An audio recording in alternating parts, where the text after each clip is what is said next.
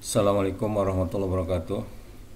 Semoga kita semua dalam keadaan sehat walafiat dan begitu seterusnya ya, sehingga kuliah kita lancar. Hari ini pertemuan ke-17-18 setelah UTS. Kita belum beranjak ke materi berikutnya ya. Masih membahas tentang jurnal umum, buku besar, dan neraca saldo. Tapi kali ini saya ngebahasnya melalui soal yang lengkap. Ada syarat pembayarannya seperti yang pernah kita bahas, dan perusahaannya bentuknya perseroan terbatas ya, sehingga menambah kemantapan di dalam bab ini, karena bab ini menjadi sangat penting di dalam akuntansi dasar. Nah, minggu depan pertemuan berikutnya baru kita membahas tentang ayat jurnal penyesuaian dan seterusnya ya. Oke. Melalui soal ini, soal 4, nanti Anda bisa download setelah video ini. Saya akan upload soal 4 ini di WA group ya, sehingga Anda bisa mendownloadnya dan di print out. Saya kasih judul soal 4 ini, soal lengkap, jurnal umum, buku besar, dan neraca saldo.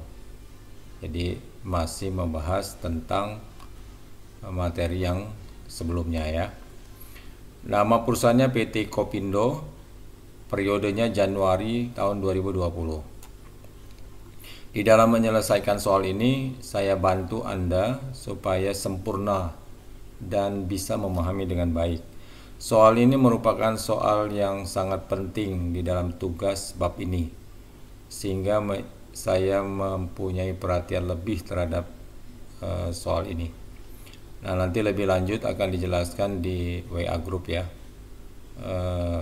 kapan Anda harus kumpul dalam menyelesaikan soal PT Kopindo ini ya. Oke ya, yang pertama permintaannya, nama rekeningnya ini jangan menyimpang seperti biasa lah ya. Terus permintaannya juga standar normatif, ada jurnal umum, buku besar, dan neraca saldo. Dan saya harap Anda mengerjakannya serius, yang rapi, karena saya akan perhatikan lebih terhadap tugas yang satu ini ya. Oke ya. Saya akan bantu mulai dari tanggal 3. Yang saya bantu yang penting-penting aja ya, yang lainnya yang saya anggap harusnya sudah bisa, nggak saya bahas lagi di sini. Tapi Anda selesaikan secara sempurna tentu ya. Oke ya, yang tanggal 3 Januari ini yang belum pernah kita bahas tentu ya. Transaksi penjualan saham, karena ini bentuknya kan perseroan terbatas ya, PT ya. Nah, gimana jurnalnya? Nah, ini walaupun ada kata terjual, bukan penjualan ini, karena ini yang dijual adalah saham sendiri, maka ini sama saja dengan investasi PT, modal saham. Maka kalau menjual saham sendiri nanti akan lebih lengkap sih dibahasnya di akuntansi menengah ya. Maka jurnalnya bukan kas pada penjualan ya, tapi kas pada modal saham. Seperti ini. Nah, ini tanggal 21 lagi, tanggal berapa ini? Tanggal 3.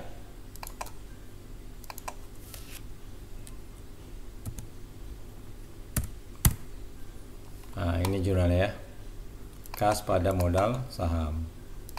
Nah, nilainya tinggal Anda kalikan aja, ini nilainya berapa ini, 1000 kali 20.000, berapa itu, 20 juta ya. Oke ya, gitu ya. Jadi bukan pada penjualan, pada modal saham seperti ini.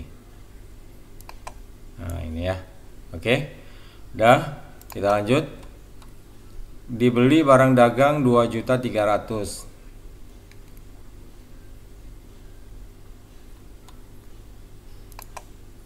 Seperti biasa ya, ini nggak ada syarat kan. Dibayar tunai 300 berarti kas, sisanya kredit berarti utang. Cuma ongkos 50.000 jangan Anda artikan kredit ya, Ongkos kalau nggak ada penjelasan lebih lanjut selalu tunai. Berarti jurnal yang ongkos tersendiri ya, ongkos angkut pembelian pada kas. Karena ini FOB shipping point, ongkos ditanggung oleh pembeli. Ya, sudah pernah juga kita bahas di soal sebelumnya. Tanggal 10 dijual barang dagang ada termin nih. Setiap ada termin ingat berarti transaksi secara kredit. Berarti timbul piutang. Tanggal 10. Nih. Tanggal 10. Oh nggak ada ya. Seperti biasa ya, piutang pada penjualan. Ingat ya, setiap ada syarat termin atau syarat pembayaran seperti ini berarti transaksi secara kredit. Dibeli barang dagang 1.400.000 ada termin lagi kan? Berarti pembeliannya secara kredit. Pembelian pada utang, ya. Tanggal 15 nota debit ini sama dengan retur pembelian. Apalagi dipertegas ada kata pembelian ya.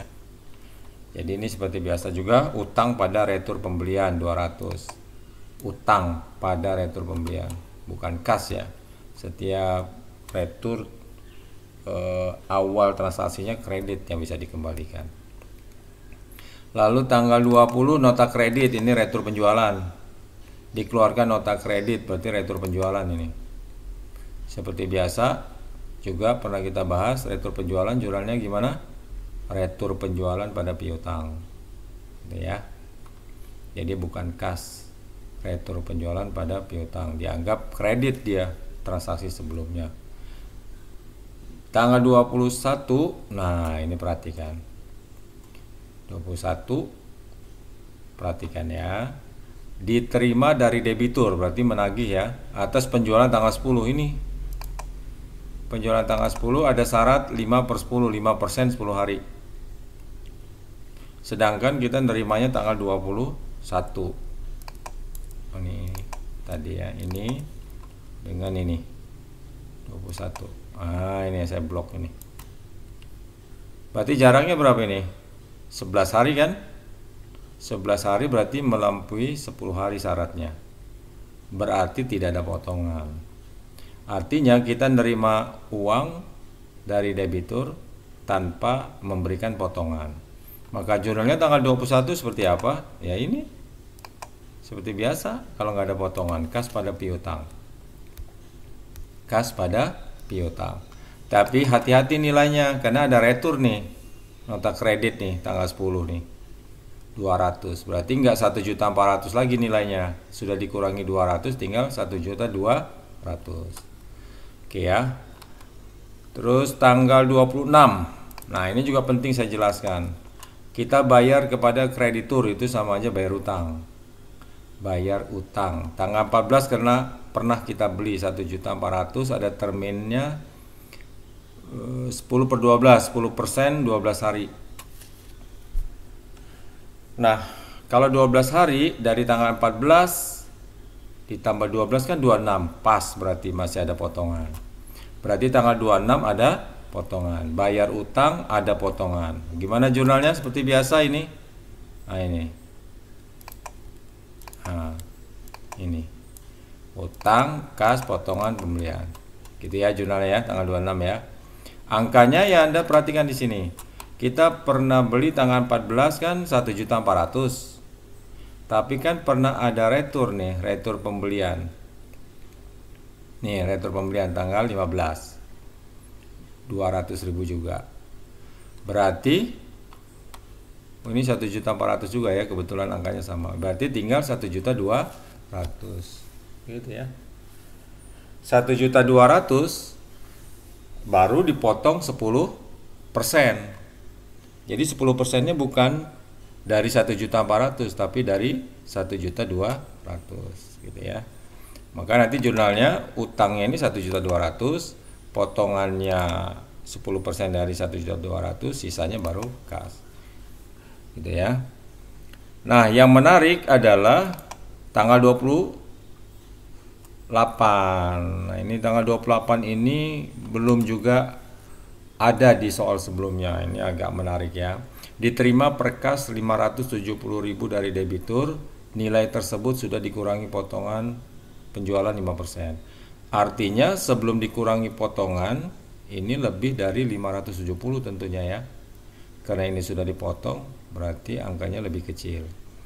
Diterima per kas dari debitur itu sama aja menerima dari piutang, dari menagih. Nah, gimana jurnalnya kalau kita menagih ada potongan? Ya seperti biasa, seperti ini. Ini ya, tanggal 28 ini ya.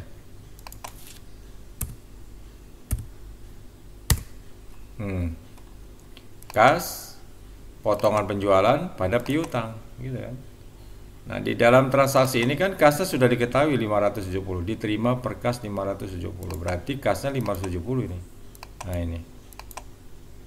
Nah, potongannya belum kita ketahui kan. Tadi berapa persen? 5% kan?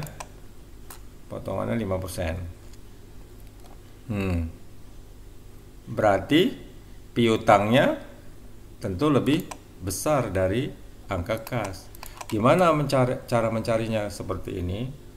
570, saya praktekin ya. Kalau ketemu kasus seperti ini, artinya kasnya sudah dipotong, maka kasnya itu tetap diletakkan di akun kas, piutangnya yang Anda cari. Gimana cara mencarinya? Yaitu 570.000 ini dibagi 95% atau 0,95. Dari mana 0,95? Kan sudah dipotong 5%. Berarti tinggal 95% atau 0,95. Begitu caranya. Kalau potongannya 2% berarti dikurangi 2% ya 0,98. Kalau dia 6% 0,94. Gitu ya, karena ini potongan 5% berarti dikurangi 5% tinggal 0,95 atau 95% lagi. Maka kalau kita hitung seperti ini matematikanya dapatnya ini 600.000. 600.000. Baru potongannya bisa Anda hitung, selisihnya aja boleh. Selisihnya berapa ini? 30.000 kan? Atau kalau Anda nggak mau selisihkan sesuai dengan ketentuannya berapa persen tadi kan? 5% kan? 5% itu kan sama aja 0,05 dikali 600.000 ini kan? Nah, sama aja kan? 30.000 juga. Atau diselisihkan. Ingat ya, potongan penjualan adanya di debit, ngikutin kas. Kalau potongan pembelian aja di kredit. Nah, ini udah saya kasih ininya ya, jawaban ringkas tanggal 3, 21, 26, 28. Ini angkanya cari sendiri yang belum ada ya. Khusus yang 28 saya lengkapin. Jadi sekali lagi kalau sudah dikurangi potongan berarti nilai piutangnya tentu lebih besar dari nilai kas yang sudah dipotong. Maka cara mencari nilai piutang adalah 570 dibagi 0,95 atau 95%. Gitu ya. Potongannya selisihnya juga boleh gitu. Oke ya, ini Anda jawab soal ini secara sempurna sesuai dengan permintaannya ABC di kertas folio seperti biasa, pena warna biru, dan dikerjakan serius dan rapi. Dan nanti yang tidak terlambat akan saya umumkan di WA Group, dan itu menjadi poin positif bagi Anda yang tidak terlambat. Oke ya, sampai di sini aja. Semoga Anda lancar mengerjakannya. Sampai jumpa lagi minggu depan dalam pelajaran ayat jurnal penyesuaiannya. Assalamualaikum warahmatullahi wabarakatuh.